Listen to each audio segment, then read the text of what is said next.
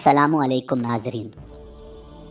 नाजरीन, हज़रत दाऊद अलैहिस्सलाम की कौम बंदर क्यों बनी? उन्होंने अल्लाह रब्बुल इज़्ज़त के कौन से हुक्म की नाफरमानी की थी? क्या दुनिया में मौजूद तमाम बंदर उसी कौम की नस्ल से हैं?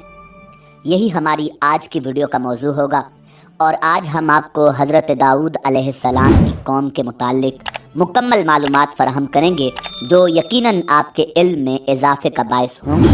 मगर वीडियो में आगे बढ़ने से पहले अगर आप हमारे चैनल पर नए हैं तो बराए मेहरबानी हमारा चैनल info@adil सब्सक्राइब करें, जहां आपको बिलखुसूस इस्लामिक हिस्ट्री और बिलउमूम दुनिया भर की मुनफरद मालूमात पर मबनी वीडियोज़ मिलती रहेंगी।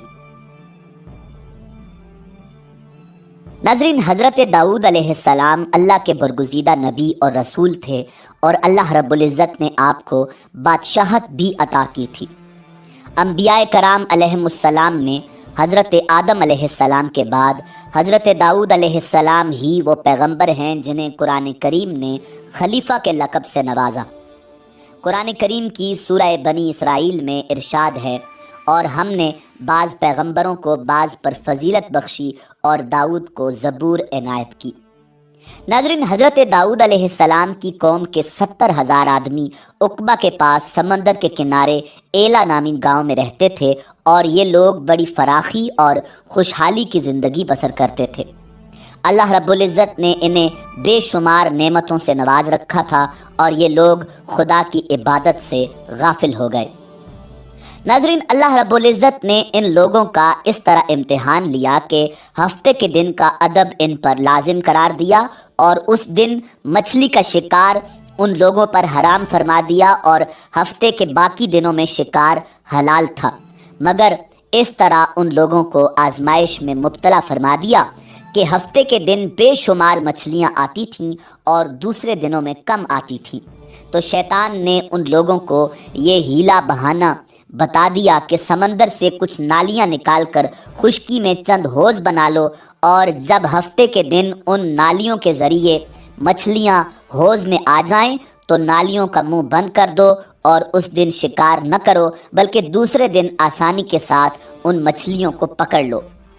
नाज़रीन, उन लोगों को ये शैतानी हीलाबाजी पसंद आ गई और उन लोगों ने ये नहीं सोचा कि जब मछलियाँ नालियों और हौज़ों में मुक़य्यद हो गईं तो यही उनका शिकार हो गया। तो हफ्ते ही के दिन शिकार करना पाया गया जो उन लोगों के लिए हराम था। उस मौका पर उन यहूदियों के 3 गिरोह हो गए।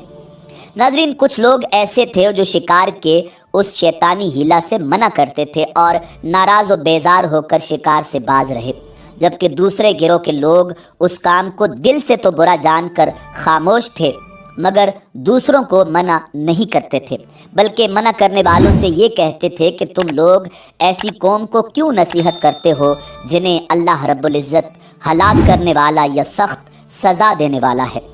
जबकि तीसरा गिरोह वो सरकश व नाफरमान लोग थे जिन्होंने हुक्म खुदाबंदी की एलानिया मुखालिफत की और शैतान की हिलाबाजी को मानकर हफ्ते के दिन शिकार कर लिया और उन मछलियों को खाया और बेचा भी। नाज़रीन, जब नाफरमानों ने मना करने के बावजूद शिकार कर लिया तो मना करने वाली जमात ने कहा कि अब हम इन मासियतकारों से कोई मेल मिलाप न रखेंगे।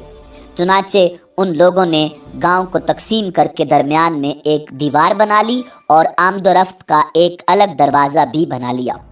हज़रत दाऊद अला नबीना अलैहिस्सलाम ने गज़बनाक होकर शिकार करने वालों पर लानत फरमा दी।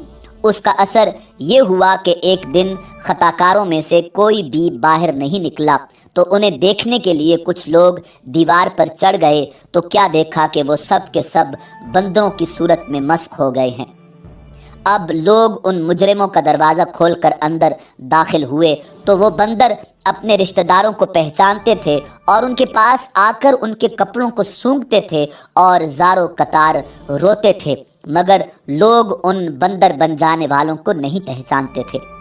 उन बंदर बन जाने वालों की तादाद तारीख़ में 12,000 लिखी हुई है। ये सब 3 दिन तक जिंदा रहे और उस दरमियान में कुछ भी खा पी न सके, बल्कि यूं ही भूखे प्यासे सब के सब हलाक हो गए। शिकार से मना करने वाला गिरोह ہلاکت سے سلامت رہا، اور صحیح قول یہ ہے کہ دل سے برا جان کر خاموش رہنے والوں کو بھی اللہ رب العزت نے ہلاکت سے بچا لیا۔ ناظرین، سورہ بقرہ کی آیت نمبر 65 میں اللہ رب العزت کا ارشاد ہے، وَلَقَدْ عَلِمْتُمُ الَّذِينَ اعْتَدَوْا مِنْكُمْ فِي السَّبْتِ فَقُلْنَا لَهُمْ كُونُوا قِرَدَةً خَاسِئِينَ، اور بے شک ضرور تمہیں معلوم ہے کہ وہ جنہوں نے ہفتہ میں سرکشی کی تو ہم نے ان سے فرمایا کہ ہو جاؤ بندر دھتکارے ہوئے۔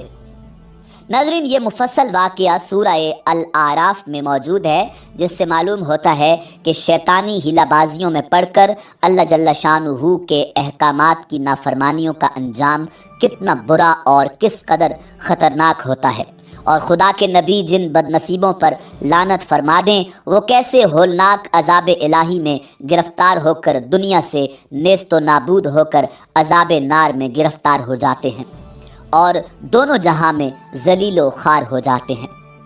ناظرین، اصحاب ایلا کے اس دل دہلا دینے والے واقعہ میں ہر مسلمان کے لیے بہت بڑی عبرتوں اور نصیحتوں کا سامان ہے۔